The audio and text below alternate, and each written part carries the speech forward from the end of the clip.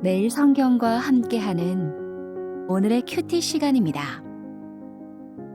4월 17일 오늘의 말씀은 누가복음 23장 1절에서 25절입니다.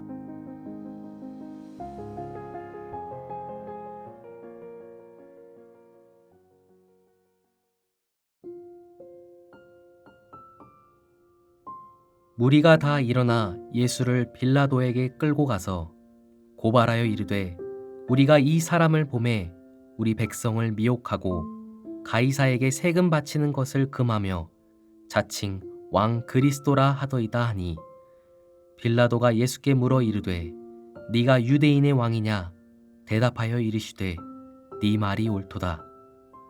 빌라도가 대제사장들과 무리에게 이르되 내가 보니 이 사람에게 죄가 없도다 하니 무리가 더욱 강하게 말하되 그가 온 유대에서 가르치고 갈릴리에서부터 시작하여 여기까지 와서 백성을 소동하게 하나이다.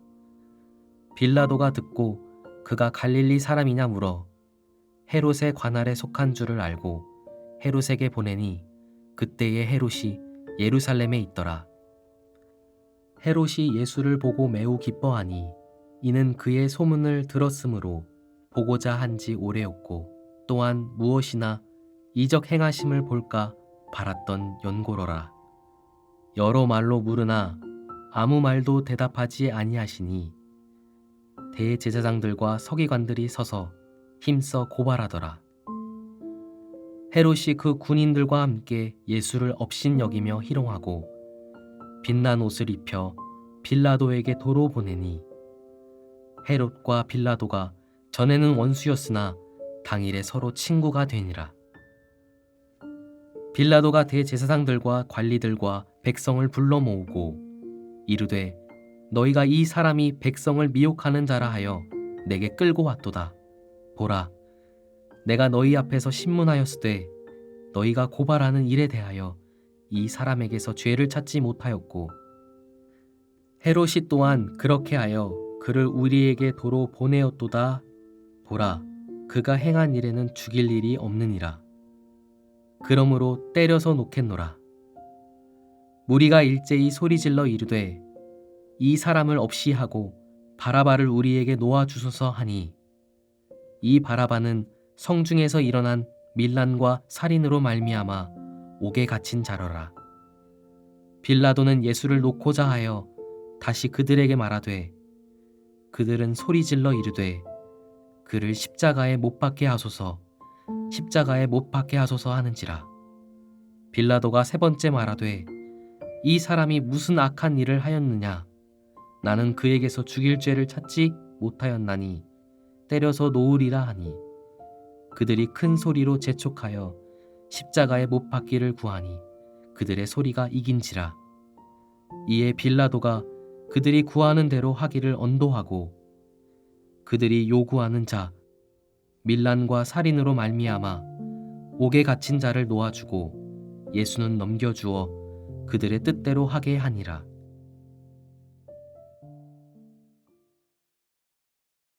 4월 17일 오늘의 말씀은 누가복음 23장 1절에서 25절입니다. 산헤드린 공의회가 예수님이 신성모독한 일로 유죄를 확정합니다. 하지만 그들의 목적은 예수님을 제거하는 것이었기에 사형을 위한 별도의 절차가 필요했습니다. 공의회는 벌금이나 태형을 선고할 수 있었지만 사형 선고와 집행은 로마 정부에 속한 권한이었기 때문입니다. 당시 유대에 파견된 로마의 총독은 본디오 빌라도였습니다. 헤롯 대왕이 죽은 후 유대는 헤롯의 세 아들이 분할 통치했습니다.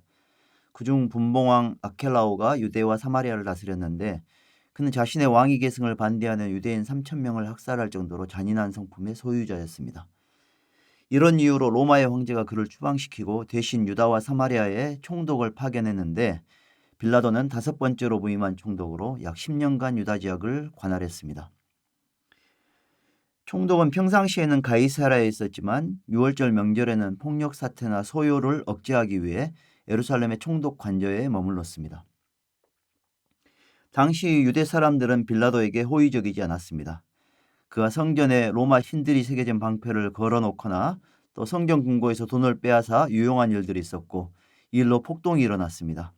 그때 빌라도는 유대인들을 무자비하게 학살했습니다.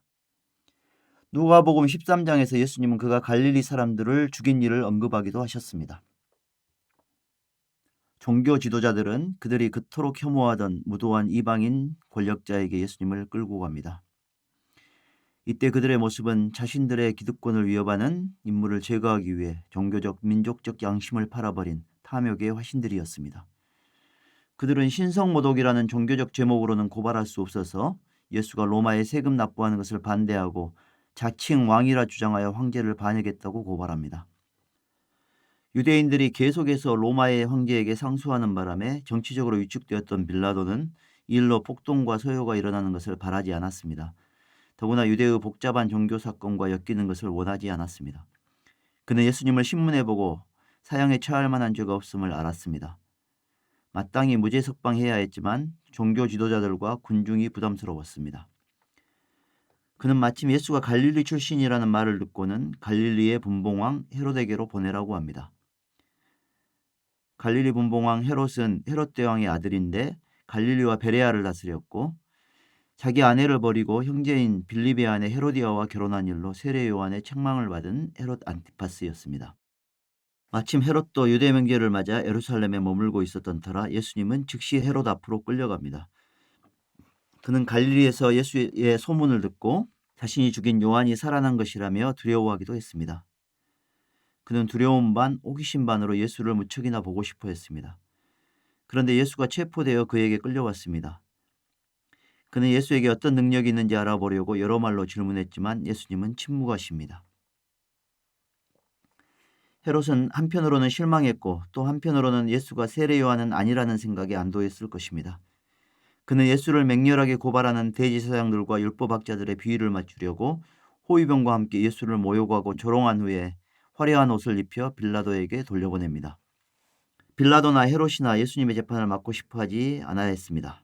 명백한 죄가 있는 것도 아니고 한편은 지지하고 한편은 혐오하는 인물을 유무죄를 판결하는 것이 정치적으로 부담되었을 것입니다. 빌라도는 거듭 예수에게서 종교 지도자들이 고발한 죄목을 찾지 못했고 사형을 받을 만한 일을 저지르지 않았다고 합니다. 그러면 마땅히 예수를 무죄 방면해야 했지만 그는 종교 지도자들과 군중을 달래려고 타협안을 제시합니다. 사형 대신 태형을 선고한 것입니다. 그러나 무리는 일제히 빌라도의 판결에 불복하고 예수를 없애고 바라바를 놓아주라고 합니다. 바라바는 성 안에서 폭동과 살인을 저지르고 갇힌 죄수였습니다. 아마도 단순한 강도가 아니라 유다의 독립을 위해 무력투쟁을 벌이는 인물이었을 것입니다. 빌라도가 거듭 예수를 죽이지 않고 매질하고 놓아주겠다고 했지만 성난 군중은 예수를 십자가에 못 박으라며 큰 소리로 소리쳤습니다. 자칫 소요가 발생할 수도 있었던 터라 빌라도는 그들의 요구대로 바라바는 풀어주고 예수님은 그들의 손에 넘겨줍니다. 종교 지도자들과 군중의 요구는 전혀 논리적이지 않았고 정당하지도 않았습니다.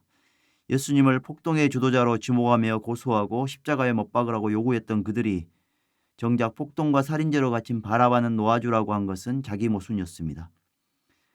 어떻게든 예수님을 제거하려는 그들에게는 정의도 법도 체면도 없었습니다.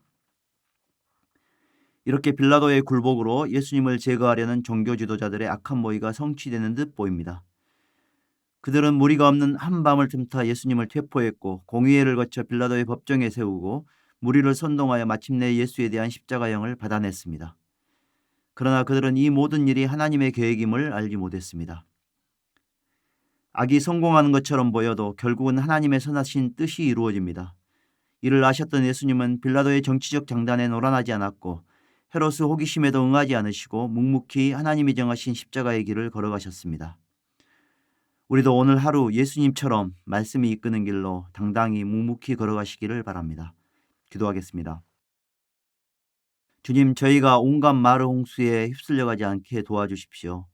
말씀을 배우고 묵상하여 지식과 통찰력을 갖추게 하시고 우리를 선동하는 거짓말에 속지 않게 해주십시오.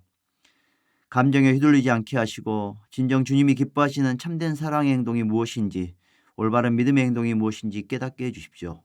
예수님의 이름으로 기도합니다.